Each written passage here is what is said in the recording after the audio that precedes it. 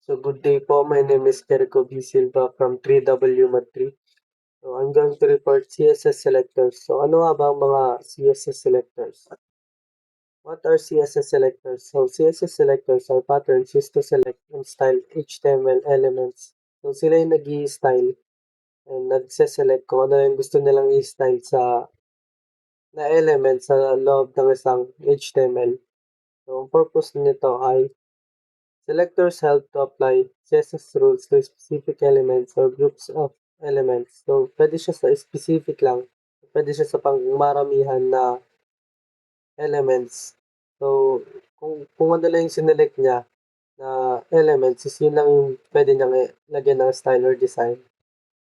So, types of selectors. So, meron tayong selectors na universal selector, element selector, class selector, ID selector, saka attribute selector. So, una na tayo sa universal selector.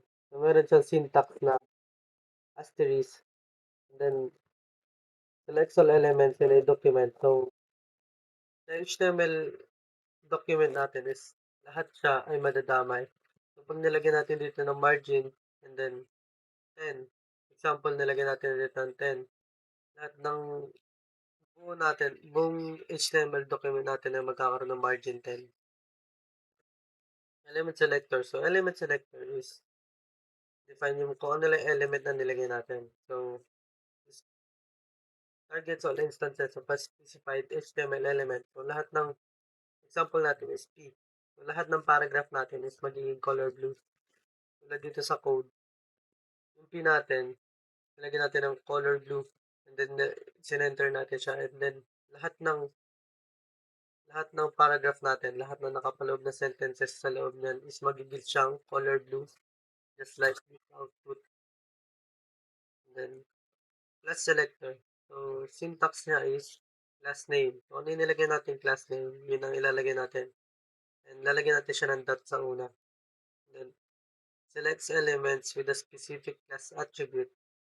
Example natin nga dito is mayroon siyang dot sa una and then button. And then, background color green. So, ang class name natin is button. Kaya, dito siya. And then, ang magiging background color nito ay green. So, parang dito sa code, which is, ang nilagay natin ay class 1, and then CSS selectors, CSS tutorial, and then magiging siyang color blue. And then itong ibang paragraph natin is hindi siya madadamay dahil ang pinili lang natin ay yung may class na class 1. So ID selector, so ang syntax ng ID selector ay hashtag, and then yung ID name, parang ganun rin lang sa class natin. Kung ano yung nilagay nating ID name is yun yung ano natin. So target sa specific elements with a unique ID. So, hashtag header. So, dito yung ID natin is header. So, yung font size ni I am Jericho is magiging siyang 24 dahil yun yung sinelect natin.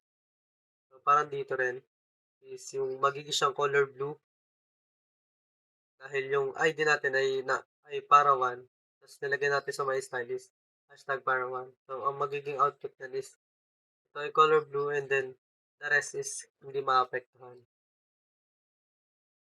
So, attribute selector. So, ang attribute selector naman is meron siyang syntax na kung ano yung attribute na ilalagay natin, tsaka yung value. Select elements based on an attribute and its value. Example, input type is equal to text. So, lahat ng input, yung value na attribute na input, tapos yung text is magkakaroon siya ng solid gray na border. So, pero dito sa code natin na mas simple, yung anchor na href, nilagyan natin ng red na color, tsaka ng bold. And then, lahat ng lahat ng anchor natin, itong lahat ng natin, ng href natin, dahil yan yung value na nilagay natin is magiging siyang color red, tsaka magbo-bold siya. So, grouping selectors. So, ang grouping selectors naman is syntax niya is kung ano yung sinelect natin na group. Applies the same style to multiple selectors. So, kunwari sinelect natin is yung H1, H2, tsaka H3. Lahat ng H1 tsaka H2 tsaka H3 natin ay magkakaroon sila ng font na Arial sans. Kaya magkakaparehas lang sila na ang font nila ay Arials tsaka sans serif. So, meron din tayong pseudo class selectors.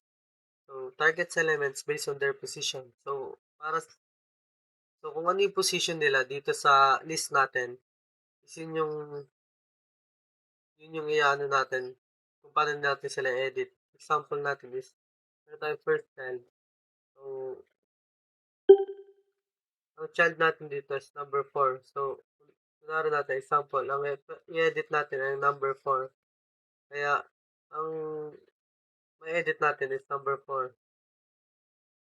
Dahil siya yung pang fourth child. Ganun. Example natin si hover.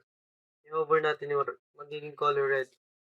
Which is, dito sa code natin is mas pinadali na ganun nga, itong first child natin ay nilagyan natin ng 3 rm and then last child natin is nilagyan natin ng font size na 3 rem.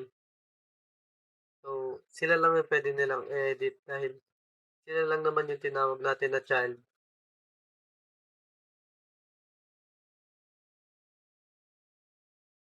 Pseudo element selector. So, select specific parts of an element. So, sineselect nila yung specific parts. Mara dito before. And then after. Nilagyan natin dito is P. Tapos nilagyan natin before. So, ang before ay magiging font size ay magiging siyang 2M. So, yun lang. Ganun lang po. Kunwari nilagyan natin yung paragraph na before is yung font size niya magiging 2. Then, meron rin po tayong combining selectors. So, combine multiple selectors to be more specific. So, sa may div natin, lahat ng may div natin, then yung P is magiging silang color green. Sa may div na may P. So, magiging silang color green. Then, specificity. So, meron rin tayong how browsers decide which is CSS rules to apply. So, paano ba natin ginagamit yun? So, meron tayong inline styles, ID selectors, class selectors, element selectors, yan na yung mga nabanggit natin kanina. So, ang nilagyan natin dito example is, ito ay ID selectors, tapos ginawang color red, tapos pwede natin sila pagsama-samahin sa isang document ng style. And then, lagyan natin sila ng unique ID and then class. Pwede natin sila pagsama-samahin.